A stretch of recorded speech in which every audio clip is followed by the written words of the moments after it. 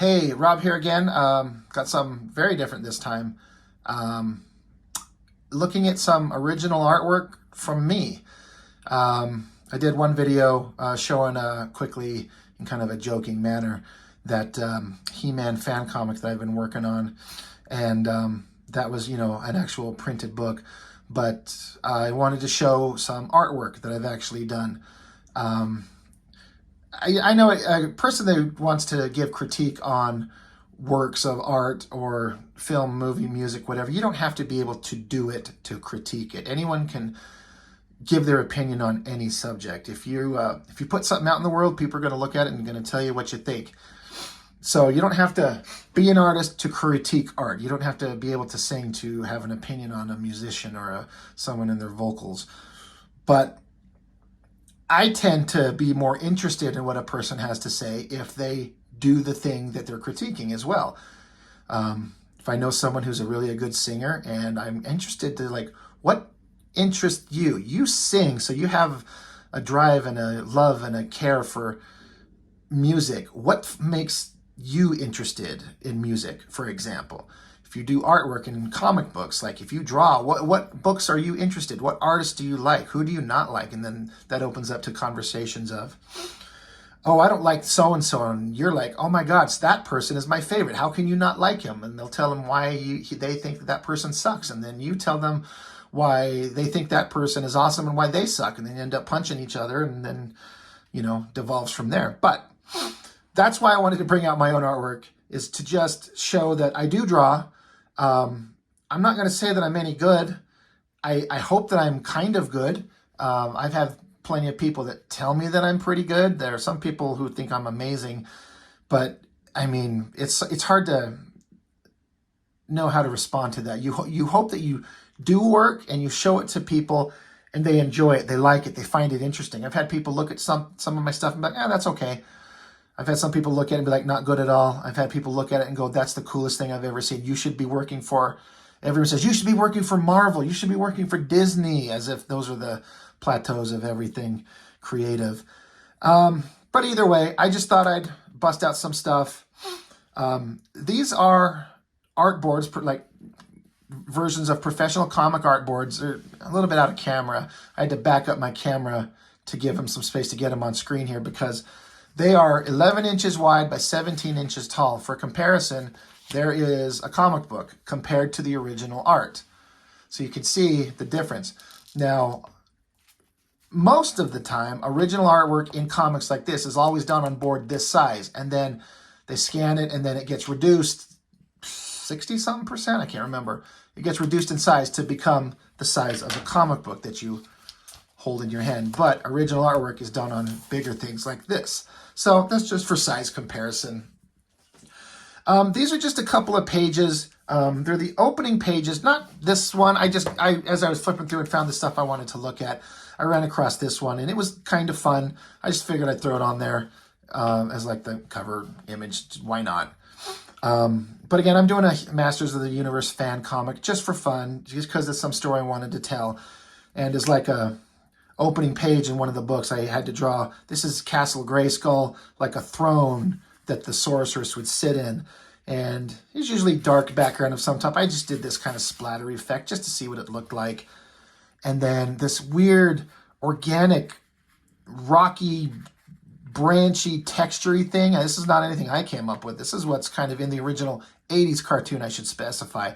That's where all my design interests stem from. He-Man has had several comic series, original mini comics that came with the toys, all kinds of variations. But the one that I'm kind of go from is the original 80s cartoon. So that's what that's from. Just a kind of a simple image. It was fun to draw. I really enjoy drawing all this texture and stuff like that. It's fun. But anyway, moving on to the actual main artwork. This is page 1 of book 4. And I brought this out because a unique thing that I did here that I've never done before, and it may not be obvious to anyone who looks at it. Some artists, it might stand out to them, especially when you see these 5 pages that I've got here as compared to some of the other stuff I do. It's basically, the story is we've got She-Ra, and she's going to be talking with a character in the cartoon called the Spirit of Grayskull. The story is not really important, but it's just her needing to speak to him because of some stuff that happened in previous books. But these pages, they're unique for me because I had the opportunity. I have a friend, a girl that I know, who was willing to be an art model for me, and she let me get together with her, and we set up some lighting and some poses and stuff like that. So the images of the character in these 5 pages, every image of this character was based off an image of my friend. And that's something I've wanted to do and attempt forever, but I had to kind of be in a place where it was appropriate. I could do it. I had someone who kind of fit the bill, someone who was interested, someone I was comfortable asking, and all of that kind of came together. I thought she would actually be kind of shy about it, but she was actually super gung-ho excited when I brought up the idea. She was like, "Oh my God, I'd love to do that." I'm like, "Really? Seriously?" And so I clarified, oh my God, I can't speak. I clarified for her. So you understand, I want you to come over and we're going to take some various images of you that I will have to use as art reference for a book. She's like, "Yeah, I understand. I know. I trust you. This will be great. I'm excited to do this. I'm excited to be an inspiration." I'm like, "Oh my God, great." So, she's a kind of a petite girl. She's 5 foot, maybe 5'1", very long hair, but she's got some very muscular arms. And this isn't a great example, but she's put in the work. She's got some muscular arms, and this is just a start. I had her holding a sword. Now, obviously, I have to make the character look like who she is. So I put the mask on. I put this cape blowing in the wind with her hair. She was basically in like a t-shirt and shorts. So I put the dress on. But to get the figure standing there, this is not, I'm not trying to sound like I'm too proud of myself. I feel like anytime I do anything, I always feel like I could have done better. And I feel that. But it was fun. It gave me a place to start, and I just kind of make up the backgrounds or in a forest. So, and the shadows and the lighting, that kind of helped guide it.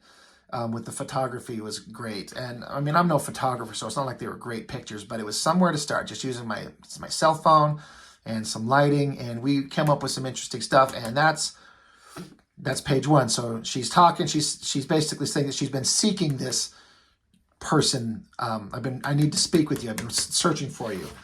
So we move on. I guess I should clarify, every image of this girl in these pages is referenced from my friend, with the exception of this one. This one I just drew on my own, but it wasn't really necessary. But the idea is she's in the dark forest, and this big glowing ominous face appears to her. I did some dry brush effect and some razor scratching, and just to give it, I'm trying to give it a different, something than just straight black and white line work. Like you got white paper and a black line. I'm trying to do some textures to give it kind of a different atmosphere. And I kind of like it. I think it kind of worked. But, so the character, she's talking with them. And again, this was my friend. You see, I gave her a very muscular arm. That's only in exaggerated slightly. My friend's, her arm in the shadows were pretty much like that.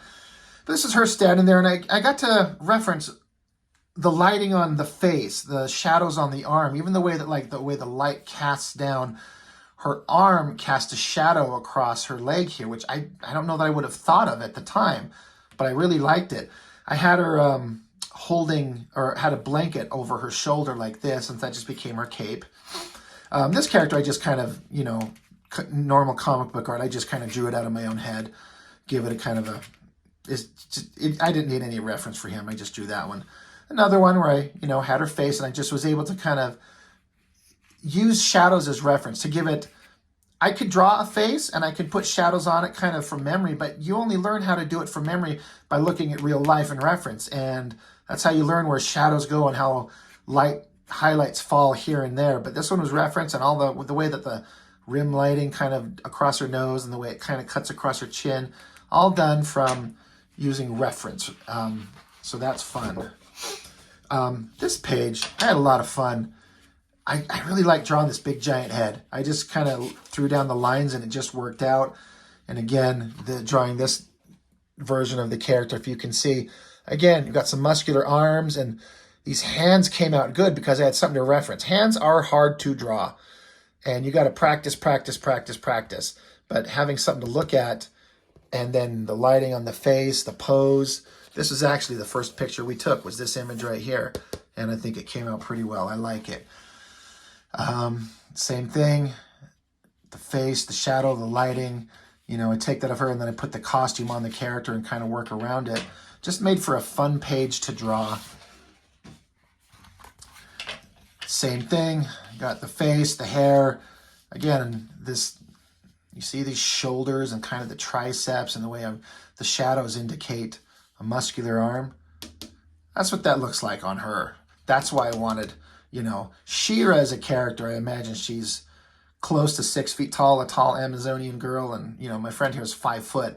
But you just kind of scale it up a little bit and it works perfectly fine. It doesn't have to be an exact match, but lots of fun. I got the shadow that I got to, you know, reference to for the shading. Again, I don't know if it's not perfect. Again, it's not anything to do with my model friend. It's my artwork that I'm always kind of, did I do it right? Could I do it better? I'm always like, I could do it a second time and do it better. And I'd probably do it better a third time. But if you keep doing that, you don't get anywhere. Sometimes you have to do it and move on, and you learn and you do better on the next page. This one was fun, again, because so many different things going on as far as textures and big giant face, and then doing all these kind of blast lines focusing. I believe I had him kind of like the focal point being like his nose, and everything's emanating out from there, just as like a center point. But again, doing dry brush, I have some white paint effect, some splatter of paint. If you can see that, it's always kind of fun because you could feel the bumpy texture on it. But got some, that white paint going on there, doing some razor blade scratching, just to give it the texture, to give it a, since I can't do color, I wanted to give it like a magical feel, a burst of energy, something.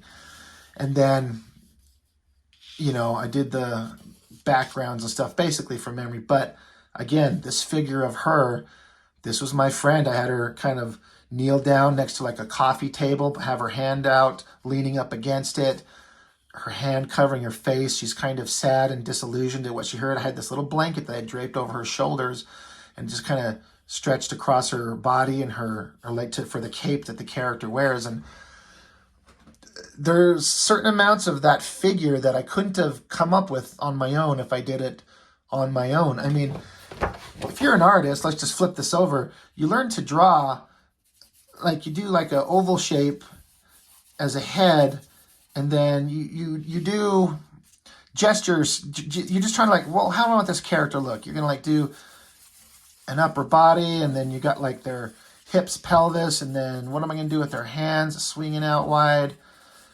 You know, shoulder, elbow, hand. And then you just start filling it in to make a figure. You use like an advanced version of a stick figure like this to figure out how you want them to be posed. And sometimes you get out a separate piece of paper and you do a bunch of, well, maybe that doesn't work. So I'll do a version like this. Like here's a head, there's the arms, and there's the legs. He's leaping in the air or something like that. You're like, nah, that doesn't work. Or maybe you want a guy punching. So head, shoulder, elbow, hand, and then there's his body flexing. Sorry, I don't know, as I draw, my camera wiggles here. Maybe he's swinging a punch like that. But you do these little gesture sketches to figure out how your character is going to look. But having something to actually reference from a photo of a human being, you just get certain elements to it that give it more life and believability. And that's what's in this drawing. As far as I'm concerned, again, I'm not trying to like be too proud of myself and like, oh my God, look at my amazing work. Believe me, I'm not that way.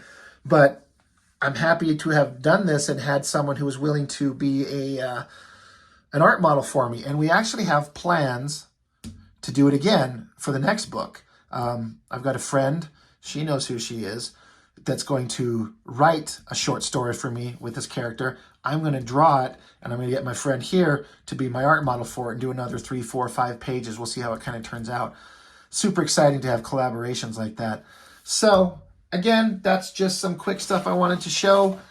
Not that I need to, but I just wanted to put it out there that if I'm talking about comics and art and all that type of stuff, I do dabble in it. It is something that I do, and so I can speak on it. I've got all kinds of supplies, piles of pages that I've been doing. I'm 46. I've been doing this since I was 12 or 13 on some level. It's a fun hobby. It's something I enjoy to do, and I just thought I'd share some artwork. I want to do more. I've got another pile of just random sketches and drawings of various things that I want to show in another video at another time. But anyway, that is everything for this one. Thanks for watching, and if you do, I know it's a little channel of, it's kind of very specific stuff. It's comic stuff, it's art stuff. It's not anything that a wide range of people are going to want to watch. Even people who are my friends and like me, if they don't read comics and they don't do art, they're not going to come here and watch this because it's hard to like, all right, Rob, I got 2 minutes into it. I get it. I'm going to move on and go do something else. But I'm hoping to find an audience of people that like comics and like art and like to discuss things like this and just find a little bit of an audience to share this with. So that's what I'm doing here, and I appreciate it very much if you've watch this and give me some feedback. Tell me what you think. I appreciate hearing anything that anyone's got to say because I'm having a lot of fun doing this. So it's kind of become a new like outlet of creativity in a little way. I've been doing it for a couple of days and I'm having a lot of fun. So that's everything. I will see you in the next one. Thanks.